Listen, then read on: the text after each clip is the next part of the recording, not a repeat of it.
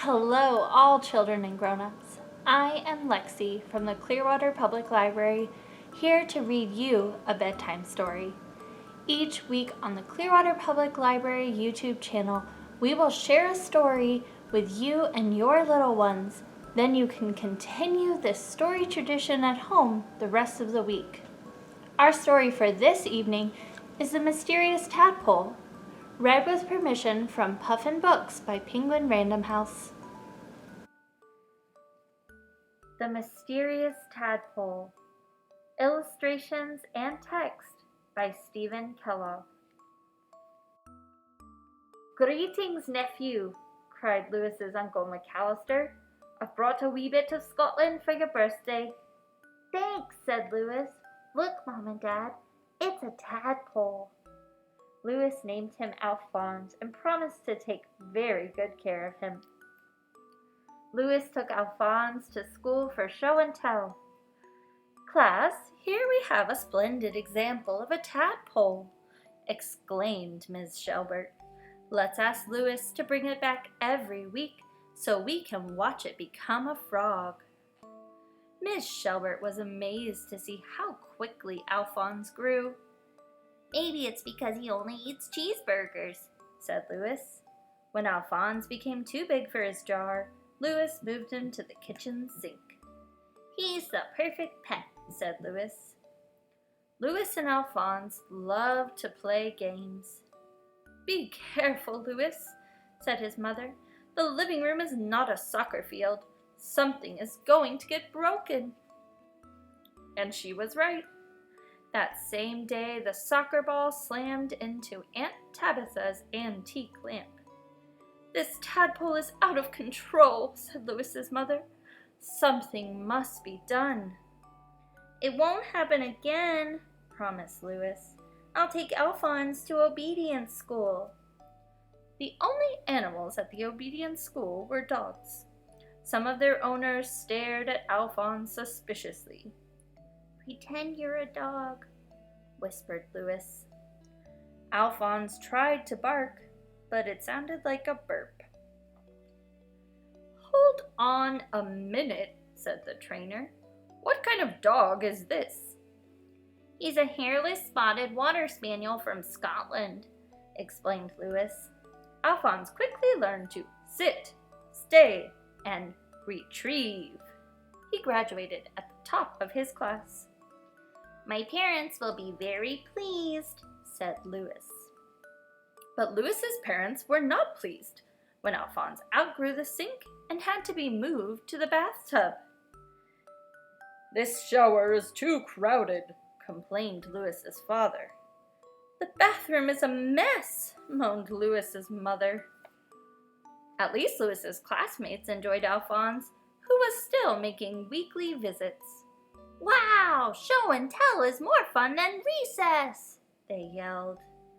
But one day, Ms. Shelbert decided that Alphonse was not turning into an ordinary frog.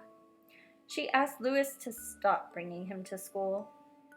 By the time summer vacation arrived, Alphonse had outgrown the bathtub. "We could buy the parking lot next door and build him a swimming pool," suggested Lewis.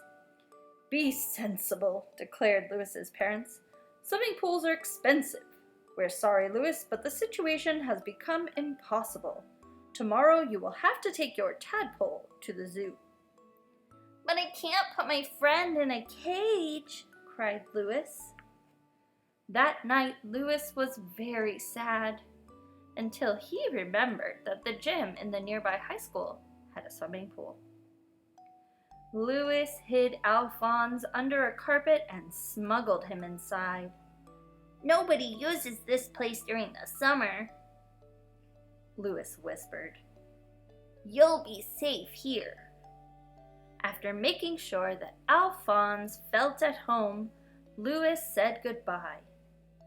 "I'll be back tomorrow with a big pile of cheeseburgers," he promised. Lewis came every afternoon to play with Alphonse. In the mornings, he earned the money for the cheeseburgers by delivering newspapers. Training continued as well. Lewis would say, "Alphonse, Retrieve! And Alphonse would succeed every time. As summer vacation passed, Louis became more and more worried about what would happen to Alphonse when the high school kids returned. After his first day of classes, Louis ran to the high school and found the gym bustling with activity. The swim team was heading for the pool. "Stop!" cried Louis. "On your mark," bellowed the coach. "Get set." "Excuse me, sir," said Louis. "Go!" roared the coach. Alphonse rose to the surface to welcome the swimmers. "It's a submarine from another planet!" shrieked the coach. "Call the police! Call the Navy!" "No, it's only a tadpole," said Louis. "He's my pet." The coach was upset and confused. "You have until tomorrow," he cried, "to get that creature out of the pool."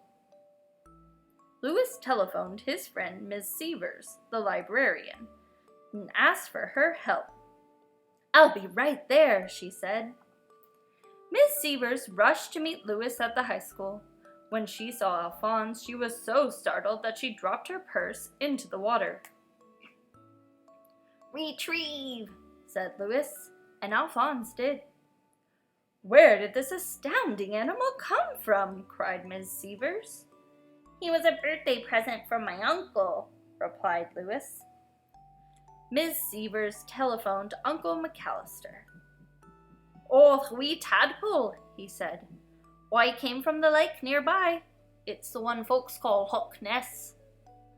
"Brace yourself, Louis," Miss Severs said. "I believe your uncle found the Loch Ness monster." "I don't care," cried Louis. "Alphonse is my friend and I love him." He pleaded with Miss Severs to help him raise enough money to buy the parking lot so he could build a swimming pool for Alphonse. Suddenly, Miss Severs had an idea. "Long ago, a pirate ship sank in the harbor," she said. "No one has been able to find it, or its treasure chest, but perhaps we can." The next morning they drove to the harbor and rented a boat. "This is a treasure chest," cried Louis. "Retrieve!" Alphonse disappeared under the water and returned with the chest. It was filled with gold and jewels. "Let's buy the parking lot and get to work," cried Miss Severs. Louis's parents were shocked to see a construction crew in the parking lot. "Louis!" they cried. "What in the world is going on here?" "Alphonse found a pirate treasure ship," explained Louis, "and we used part of our gold to buy you this present." Louis's parents were shocked once again. "Tickets for a vacation cruise to Hawaii?" they gasped. "And," said Louis, "you don't have to worry about us because Granny has agreed to babysit." They hugged Louis. They kissed Alphonse. "How soon can we leave?" they cried. "Immediately," said Louis. By the time Louis's parents returned, the swimming pool was being enjoyed by everyone in the city.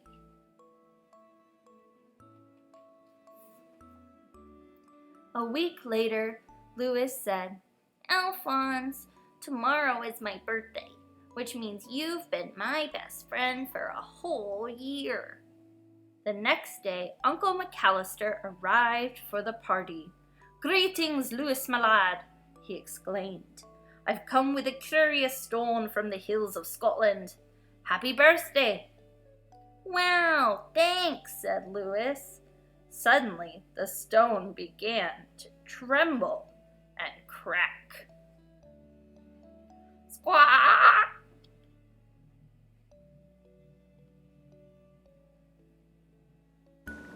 The man in the moon looked out of the moon, looked out of the moon and said, "I think it's time for all children on the earth to think about getting to bed.